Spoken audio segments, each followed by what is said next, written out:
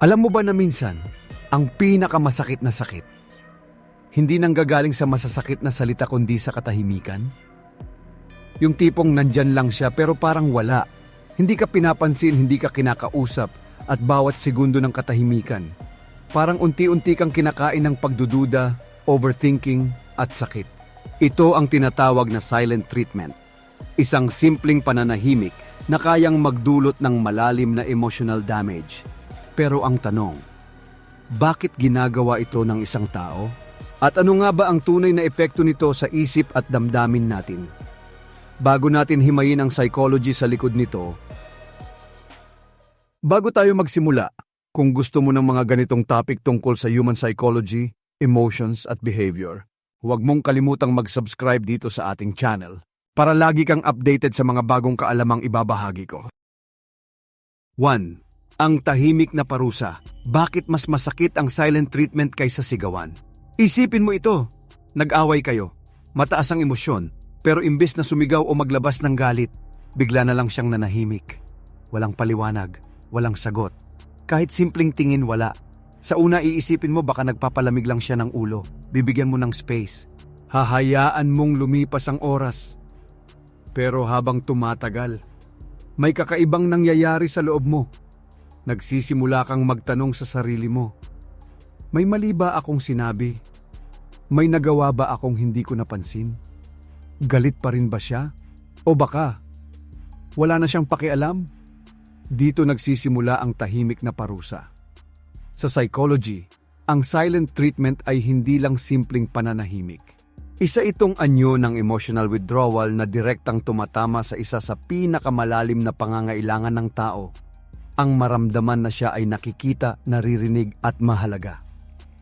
Kapag ang isang tao ay biglang tumigil sa pakikipag-ugnayan, para itong sinasabing hindi ka worth ng kanyang oras o atensyon. At para sa utak natin, hindi ito maliit na bagay. Ayon sa mga pag-aaral, ang social rejection at emotional neglect ay pinoproseso ng utak sa parehong paraan ng physical pain. Ibig sabihin, yung sakit na nararamdaman mo kapag hindi ka pinapansin. Hindi lang siya arte o kaartehan. Totoong sakit siya. Kaya minsan, mas masakit pa ito kaysa sigawan. Kapag sinigawan ka, kahit papaano malinaw ang emosyon. Alam mong galit siya. May interaction. May connection pa rin, kahit negatibo. Pero sa silent treatment, nawawala ang koneksyon. At doon pumapasok ang uncertainty. Ang utak natin ay hindi komportable sa hindi malinaw. Kaya pinipilit nitong punan ang katahimikan ng mga tanong, duda, at worst case scenarios. Baka hindi na niya ako mahal. Baka iiwan na niya ako. Baka hindi ako sapat. Habang wala kang naririnig na sagot, ikaw mismo ang gumagawa ng sarili mong kwento. At kadalasan, ikaw rin ang nasasaktan sa mga iniisip mo. Ito ang dahilan kung bakit ang silent treatment ay nagiging isang makapangyarihang tool ng kontrol. Hindi man ito sinasadya ng iba, pero sa pamamagitan ng pananahimik, napipilitan ng kabilang tao na maghabol, magsorry kahit hindi sigurado kung bakit, at ibaba ang sarili para lang matapos ang katahimikan. Unti-unti, nawawala ang balanse sa relasyon. Ang isang tao ay nagiging mas takot magsalita. Mas pinipiling manahimik kaysa magkamali. Mas inuuna ang kapayapaan kaysa sa katotohanan.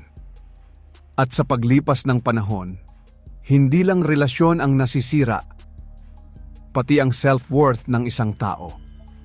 Pero mahalagang maintindihan na hindi lahat ng pananahimik ay masama. May mga taong nananahimik para mag-isip, para kumalma, para hindi makapagsalita ng bagay na pagsisisihan nila.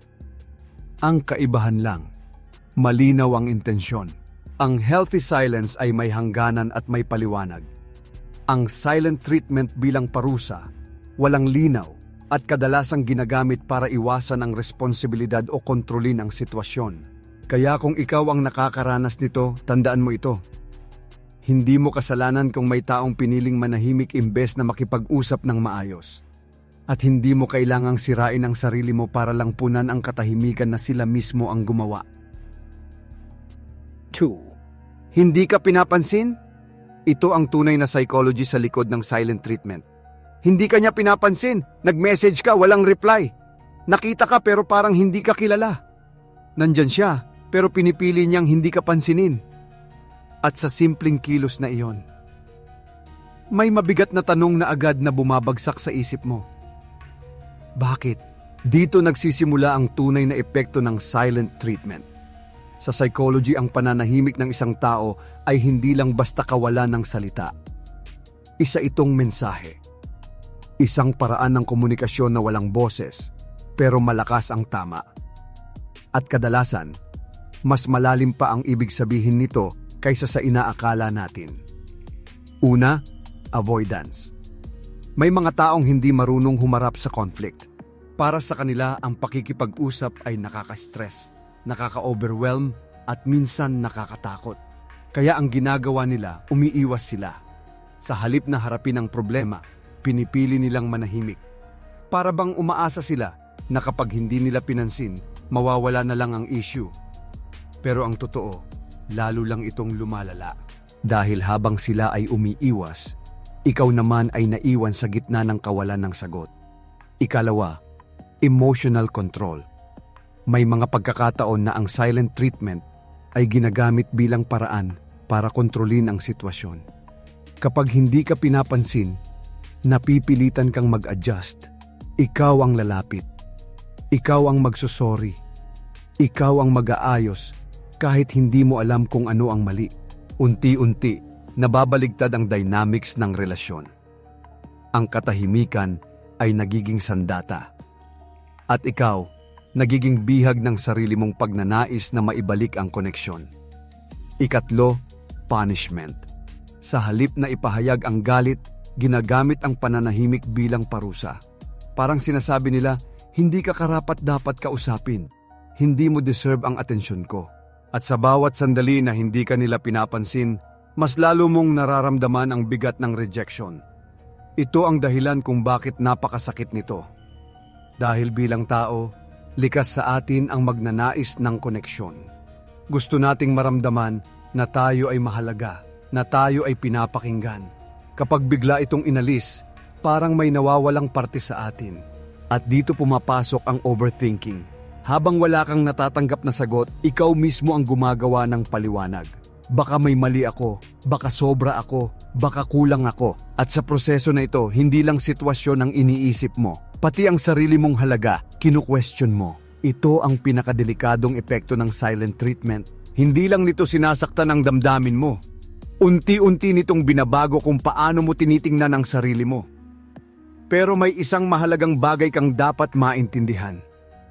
Ang pananahimik ng ibang tao ay refleksyon ng kakayahan nila sa pag-handle ng emosyon. Hindi ito sukatan ng halaga mo bilang tao. Kung pinipili nilang umiwas, hindi ibig sabihin na hindi ka worth kausap. Minsan, ibig sabihin lang nito, hindi pa nila kayang harapin ang sarili nilang nararamdaman. At kung ginagamit man ito bilang paraan ng kontrol o parusa, mas lalo nitong pinapakita na ang problema ay hindi nagsisimula sa'yo. Kaya kung ikaw ay nasa ganitong sitwasyon, huminto ka sandali. Hindi mo kailangang habulin ang taong pinipiling iwan ka sa katahimikan. Hindi mo kailangang pilitin ang sarili mong ayusin ang isang bagay na hindi mo naman sinira. Sa isang healthy na relasyon, ang komunikasyon ay hindi pinaparusahan. Ito ay pinapahalagahan. 3. Emotional manipulation ba? Ang madilim na side ng silent treatment. May mga pagkakataon na ang katahimikan. Hindi lang simpleng pananahimik. Ito ay isang estratehiya. Isipin mo ito. Nagkaroon kayo ng hindi pagkakaintindihan. Gusto mong ayusin. Handa kang makinig. Pero imbes na makipag-usap, bigla siyang tumahimik. Hindi ka pinansin. Hindi ka kinausap. At kahit anong lapit mo, parang pader ang kaharap mo. Sa una, maiisip mo na baka kailangan lang niya ng oras. Pero habang lumilipas ang mga araw, napapansin mong may pattern. Tuwing may conflict, bigla siyang nawawala. Tuwing may kailangan pag-usapan, ikaw lang ang nag-e-effort. At sa huli, ikaw na naman ang sumusuko. Dito mo mararamdaman ang madilim na side ng silent treatment. Sa psychology, ang ganitong uri ng pananahimik ay maaaring pumasok sa tinatawag na emotional manipulation. Hindi ito laging obvious. Walang sigawan.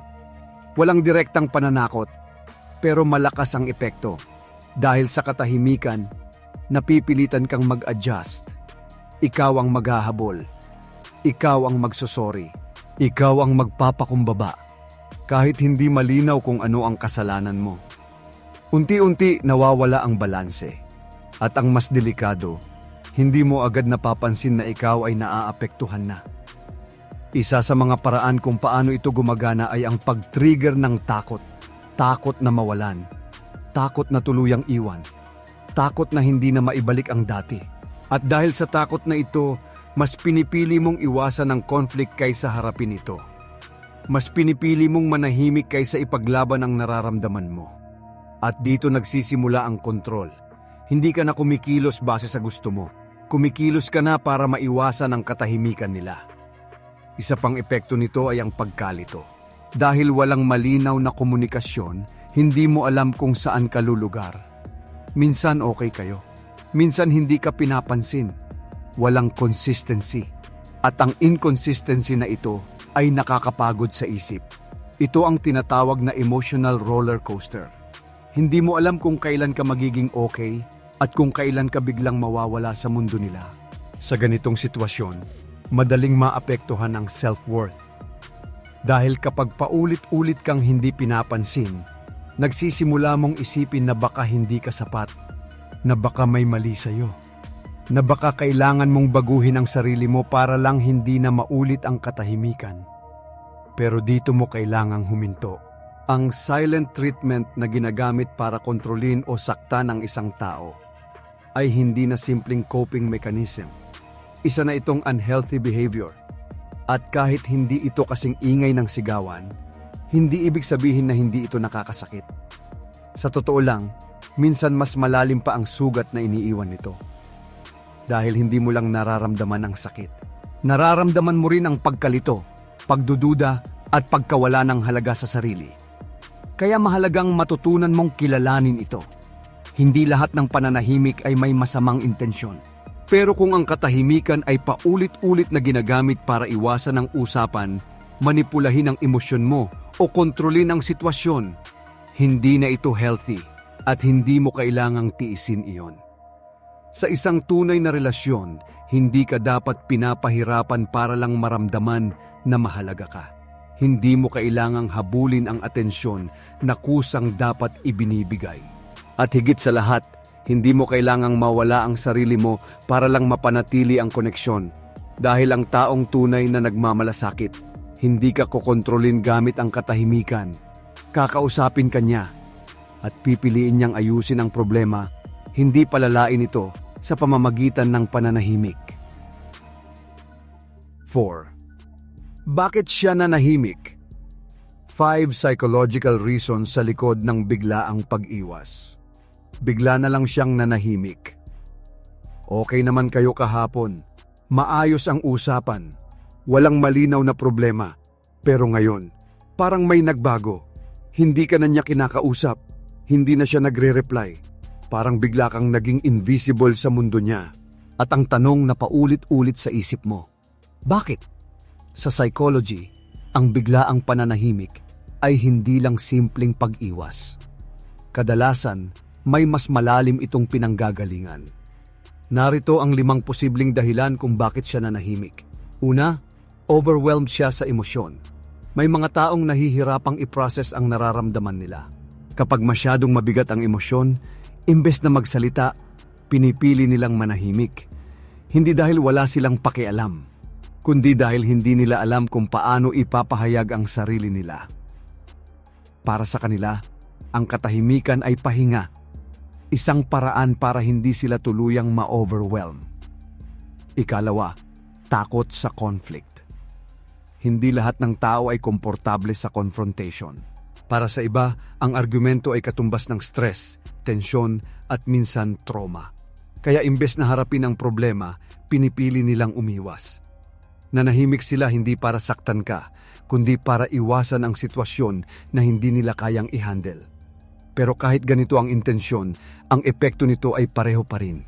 May nasasaktan. Ikatlo, kailangan niya ng kontrol. May mga pagkakataon na ang pananahimik ay nagiging paraan para makaramdam ng kontrol.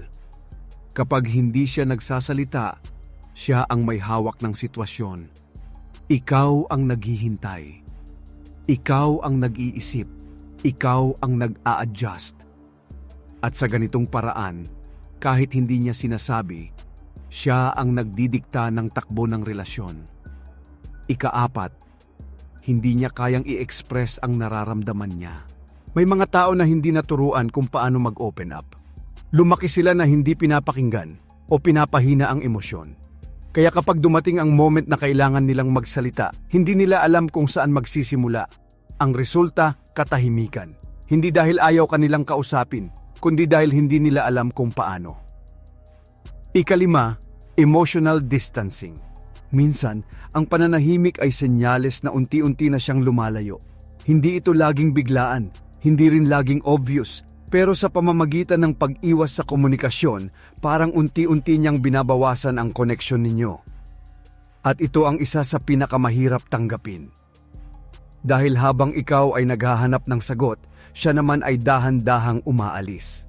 Sa 5 dahilan na ito, isang bagay ang malinaw.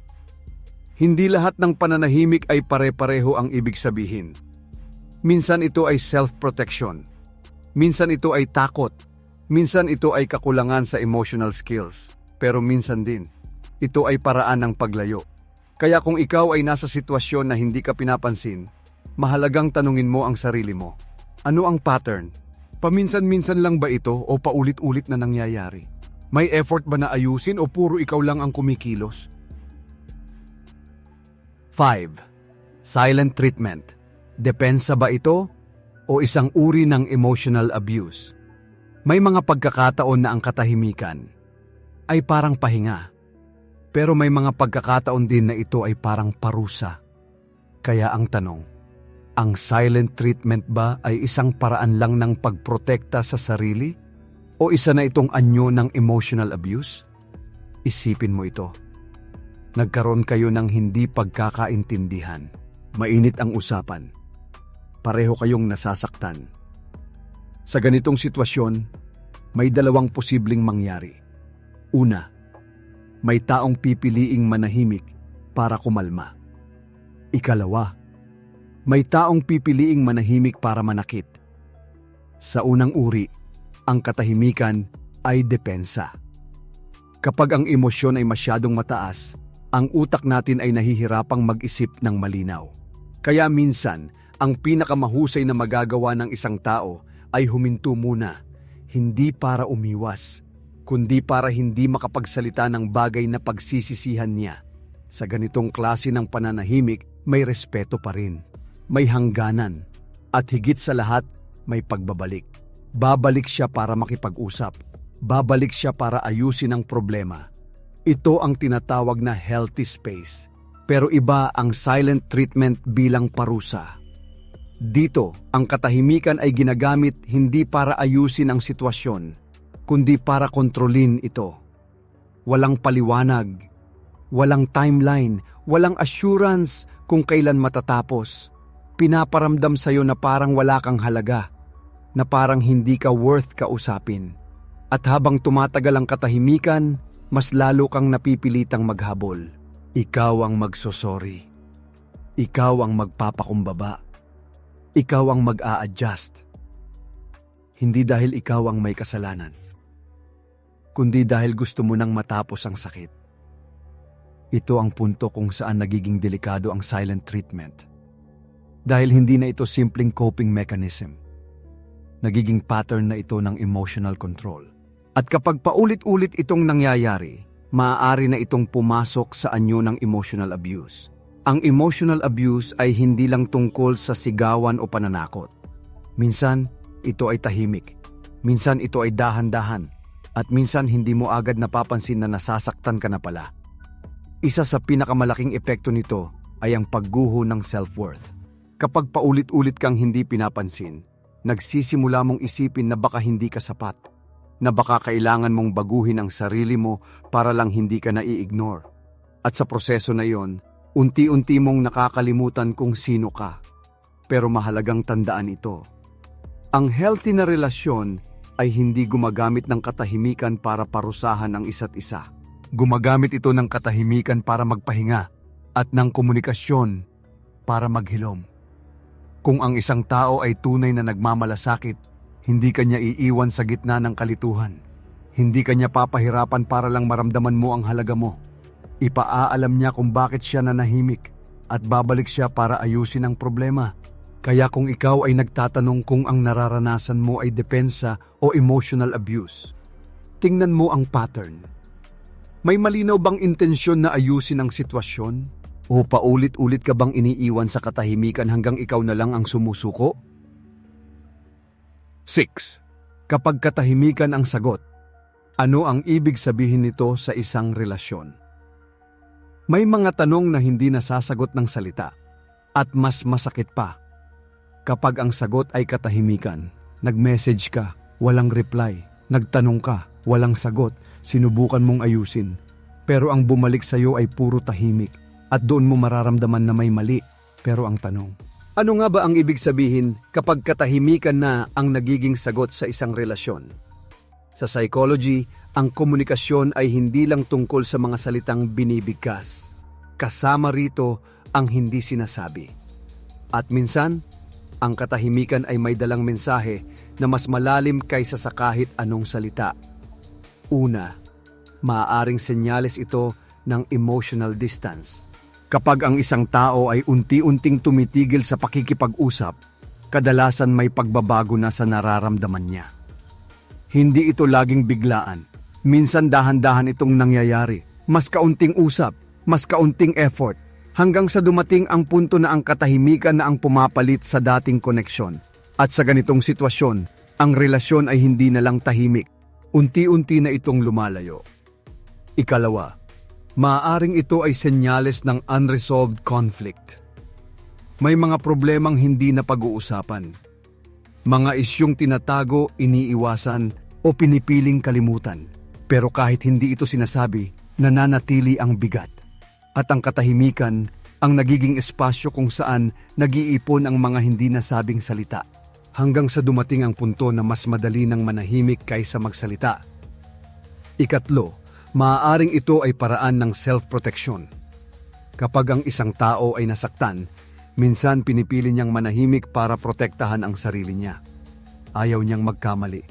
Ayaw niyang masaktan ulit. Kaya imbes na makipag-usap, naglalagay siya ng distansya. Sa ganitong kaso, ang katahimikan ay hindi para saktan ka, kundi para protektahan ang sarili niya. Pero kahit ganito ang intensyon, may epekto pa rin ito sa'yo. Dahil habang siya ay nagtatanggol sa sarili, ikaw naman ay naiwan sa pag-iisip kung ano ang nangyayari. Ikaapat, maaaring ito ay senyales ng pagkawala ng emotional connection. Isa ito sa pinakamahirap tanggapin. Dahil kapag ang isang tao ay wala ng gana makipag-usap, maaaring wala na rin siyang lakas para ipaglaban ang relasyon. Hindi lahat ng katahimikan ay galit. Minsan, ito ay kawalan na ng pakialam. At ang katahimikan na galing sa kawalan ng pakialam ay isa sa pinakamabigat sa lahat.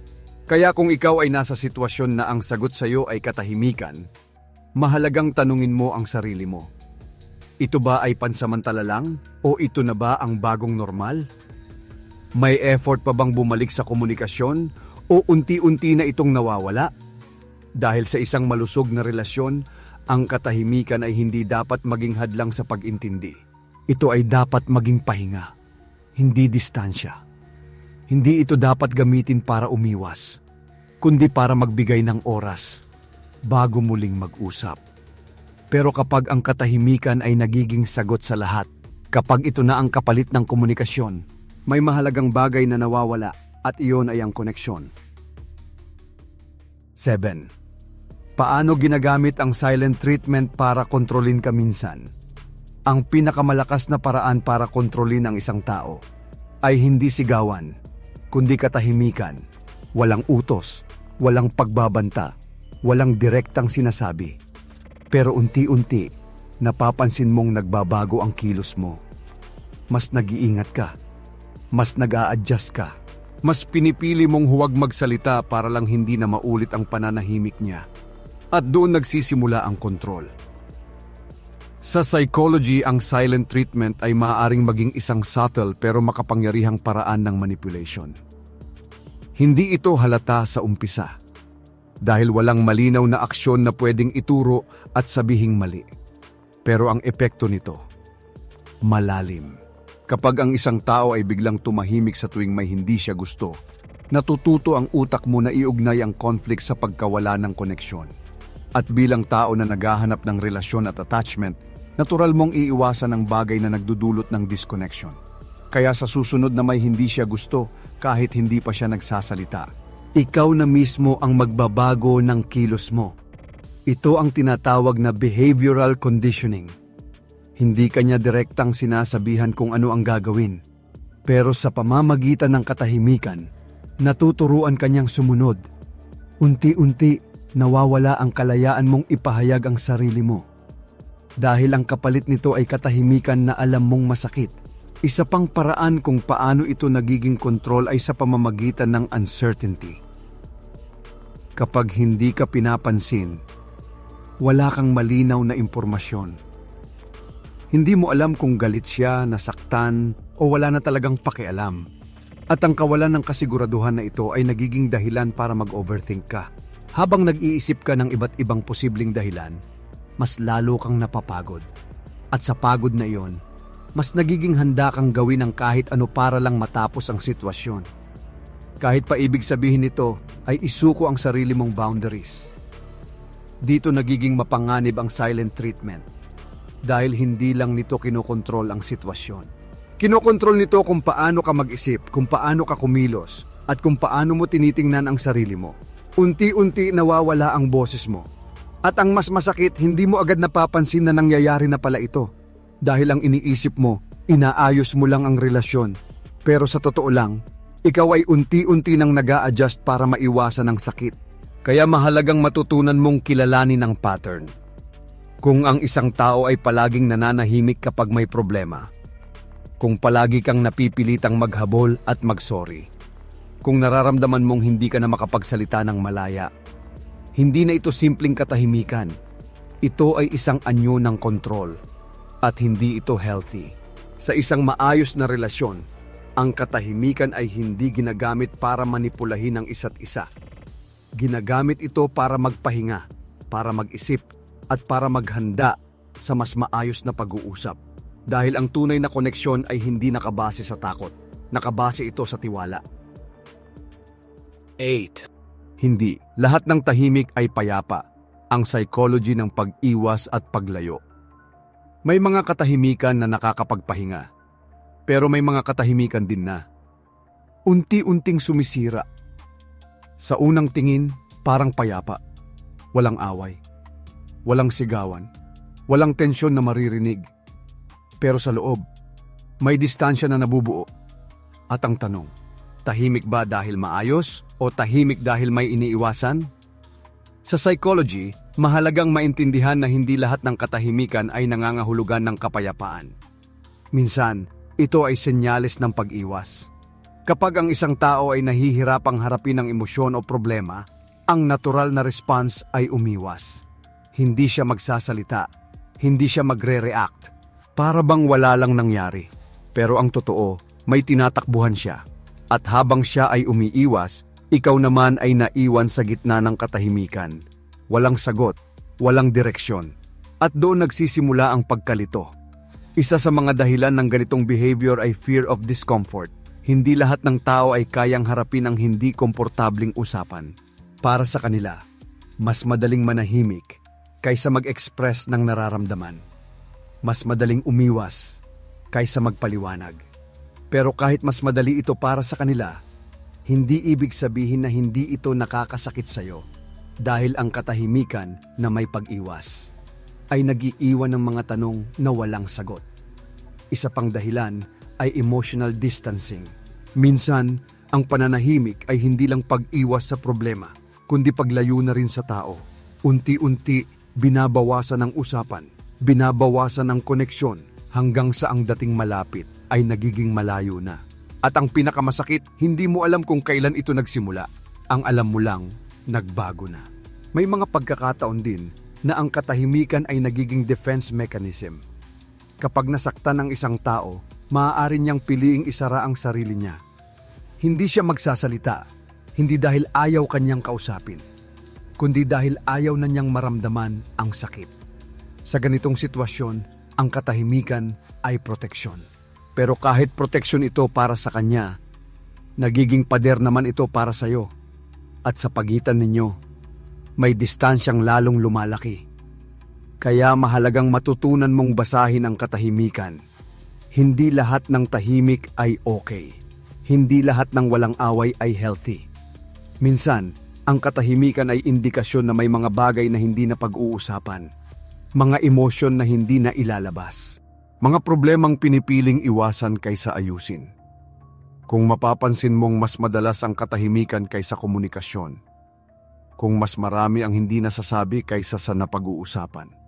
May dapat kang pagtuunan ng pansin. Dahil ang relasyon ay hindi nabubuo sa pag-iwas. Nabubuo ito sa pagharap. Sa kakayahang magsalita kahit mahirap. Sa willingness na makinig kahit hindi komportable. 9. Ghosting versus silent treatment. Ano ang mas masakit ayon sa psychology? Bigla ka na lang hindi nireplyan. Walang paalam. Walang paliwanag. Parang naglaho siya sa hangin. O kaya naman, nandyan pa rin siya pero hindi ka pinapansin. Nakikita mo, nararamdaman mo, pero parang wala kang halaga sa kanya. Dalawang sitwasyon. Isang tanong. Ano ang mas masakit? Ghosting o silent treatment? Sa psychology, pareho silang masakit dahil pareho nilang tinatamaan ang isang mahalagang pangangailangan ng tao, ang koneksyon. Pero magkaiba ang paraan kung paano nila ito ginagawa. Sa ghosting, ang sakit ay biglaan. Parang pinutol ang isang kwento na wala man lang ending. Isang araw okay kayo, kinabukasan, wala na siya. At dahil walang paliwanag, ang utak mo ay kusang naghahanap ng sagot. Bakit siya nawala? May mali ba sa akin? Totoo ba ang lahat ng nangyari? Ang ghosting ay nagiiwan ng tinatawag na unresolved closure. Walang malinaw na pagtatapos, kaya nahihirapan kang mag-move on. Parang may tanong na paulit-ulit mong binabalikan, pero walang sagot. Sa kabilang banda, ang silent treatment ay ibang klase ng sakit. Dito, hindi siya nawawala. Nandyan siya, pero pinipili niyang huwag kang pansinin. At sa bawat sandali na nararamdaman mong ini-ignore ka, mas lalo kang nasasaktan. Dahil hindi lang pagkawala ang nararanasan mo, kundi rejection. Paulit-ulit. Sa ghosting, isang beses kang iniwan. Sa silent treatment, paulit-ulit kang pinaparamdam na hindi ka mahalaga. At dito pumapasok ang mas malalim na epekto nito. Ang silent treatment ay may element ng presence. Alam mong nandyan siya. Alam mong kaya kanyang kausapin. Pero pinipili niyang hindi gawin. At ang choice na yon, ang nagpapabigat ng sakit. Sa psychology, ang ganitong uri ng rejection ay mas nakakapag-trigger ng self-doubt. Dahil hindi mo lang tinatanong kung bakit siya umalis. Tinatanong mo rin kung bakit kanya pinipiling baliwalain. Pero hindi rin ibig sabihin na mas magaan ang ghosting. Dahil ang biglaang pagkawala ay nagdudulot ng confusion, abandonment issues at pagkawala ng tiwala. Lalo na kung walang kahit anong closure. Sa huli, hindi ito simpleng usapin kung alin ang mas masakit. Pareho silang may malalim na epekto sa emosyon at isipan ng isang tao. Pero kung pag-uusapan ng tagal at lalim ng epekto, ang ghosting ay parang isang sugat na biglaang nangyari. Masakit, pero may posibilidad na gumaling kapag natanggap mo na wala ka ng sagot na makukuha. Ang silent treatment naman, parang sugat na paulit-ulit binubuksan. Habang nandyan ang tao, patuloy mo ring nararamdaman ang sakit. Kaya kung ikaw ay nakakaranas ng alinman sa dalawa, tandaan mo ito. Hindi mo kasalanan kung may taong piniling umiwas o manahimik imbes na makipag-usap. At hindi mo kailangang hanapin ang halaga mo sa taong hindi kayang ibigay sa iyo ang simpleng respeto ng komunikasyon. Dahil sa isang healthy na relasyon, hindi ka iiwan ng walang paliwanag. At lalong hindi ka ipaparamdam na wala kang halaga habang nandyan siya. 10. Kapag hindi ka kinausap, paano naaapektuhan ng silent treatment ang iyong isipan? Hindi ka niya kinausap, simple lang pakinggan. Pero sa loob mo, parang may bumagsak. Nag-message ka, walang reply. Sinubukan mong kausapin pero wala kang nakuha kahit isang salita. At habang tumatagal ang katahimikan, mas lumalalim ang epekto nito sa isip mo. Sa psychology, ang silent treatment ay hindi lang nakakaapekto sa emosyon. Direkta nitong naaapektuhan kung paano ka mag-isip, kung paano mo tinitingnan ang sarili mo, at kung paano mo nararanasan ang realidad. Una, overthinking. Kapag walang malinaw na sagot, ang utak mo ang gumagawa ng paliwanag. Paulit-ulit mong binabalikan ang mga nangyari. Ina-analyze mo ang bawat salita, bawat kilos, bawat detalye. Saan ako nagkamali? May nasabi ba akong mali? May nagawa ba akong hindi ko napansin? At habang wala kang natatanggap na sagot, mas lalo kang nalulunod sa sarili mong isip. Ikalawa, self-doubt. Habang tumatagal na hindi ka pinapansin, nagsisimula mong questionin ang sarili mo. Sapat ba ako? May mali ba sa akin? Bakit parang ang dali lang niya akong baliwalain? Unti-unti, ang dating tiwala mo sa sarili ay napapalitan ng pagdududa. At ang mas masakit, hindi mo napapansin na nangyayari na pala ito. Ikatlo, emotional anxiety. Ang katahimikan ay nagdudulot ng uncertainty. Hindi mo alam kung ano ang iniisip niya, kung ano ang nararamdaman niya, o kung ano ang susunod na mangyayari. At ang kawalan ng kasiguraduhan na ito ay nagtitrigger ng anxiety. Lagi kang nag-aabang, lagi kang nag-aalala, lagi kang handa sa posibleng masamang mangyari. Para kang nasa estado ng hindi matapos-tapos na paghihintay. Ikaapat, pagkawala ng sense of control. Kapag hindi ka kinakausap, wala kang kakayahang ayusin ang sitwasyon. Kahit gusto mong magpaliwanag, hindi mo magawa. Kahit gusto mong intindihin, wala kang mapanghawakan. At sa pakiramdam na iyon, para kang nawawalan ng kontrol sa sarili mong emosyon at sitwasyon. Ikalima, emotional exhaustion. Ang patuloy na pag-iisip, pag-aalala at paghihintay ay nakakapagod.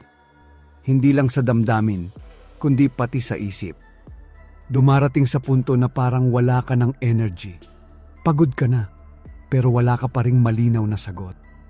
At ito ang isa sa pinakamabigat na epekto ng silent treatment. Hindi lang ito isang moment ng sakit. Ito ay proseso na unti-unting nauubos ka. Pero sa gitna ng lahat ng ito, may isang bagay kang kailangang tandaan. Ang paraan ng pakikitungo ng ibang tao sa iyo ay hindi sukatan ng halaga mo. Kung pinili nilang manahimik imbes na makipag-usap, hindi ibig sabihin na wala kang worth. Ibig sabihin lang nito, may kakulangan sa paraan nila ng pag-handle ng emosyon. Kaya kung ikaw ay nasa ganitong sitwasyon, huminto ka sandali. Hindi mo kailangang puna ng katahimikan nila ng sarili mong pagdududa. Hindi mo kailangang ubusin ang sarili mo sa paghahanap ng sagot na sila mismo ang tumangging ibigay. Sa huli, ang isang malusog na relasyon ay nagbibigay ng clarity, hindi kalituhan. Nagbibigay ito ng seguridad, hindi anxiety. At higit sa lahat, nagbibigay ito ng boses, hindi katahimikan. Dahil ang taong tunay na nagmamalasakit sa iyo, hindi ka hahayaang masira ang isip mo kakaisip. Kakausapin ka niya. At pipiliin niyang iparamdam sa iyo na mahalaga ka, hindi baliwala. Bago tayo magtapos, hindi lahat ng katahimikan ay kapayapaan. Minsan, ito ay sugat na hindi mo nakikita. Pero ramdam mo araw-araw. Ang silent treatment ay hindi lang simpleng pananahimik. Ito ay maaaring pag-iwas, depensa, o mas malala. Isang paraan ng pagkontrol at pananakit. At kung ikaw ang nasa dulo ng katahimikan na iyon, huwag mong kalimutan ang isang bagay. Hindi mo kailangang habulin ang taong pinipiling umiwas sa'yo. Hindi mo kailangang sirain ang sarili mo para lang marinig ka. At lalong hindi mo kailangang tanggapin ang katahimikan kapalit ng pagmamahal. Dahil ang tunay na koneksyon, Hindi ka pinapahirapan para maintindihan. Ito ay malinaw, may effort, at may boses. Kaya sa susunod na maranasan mo ang katahimikan, huwag ka agad matakot. Tanungin mo ang sarili mo, ito ba ay pahinga? O unti-unting paglayo? Dahil ang sagot sa tanong na iyon, maaaring magbago ng paraan kung paano mo pinapahalagahan ang sarili mo. Kung gusto mo pang matutunan ang mga ganitong psychology insights tungkol sa human behavior at personal development, mag-subscribe ka na at i-turn on ang notification bell para lagi kang updated sa mga bagong episode dito sa ating channel.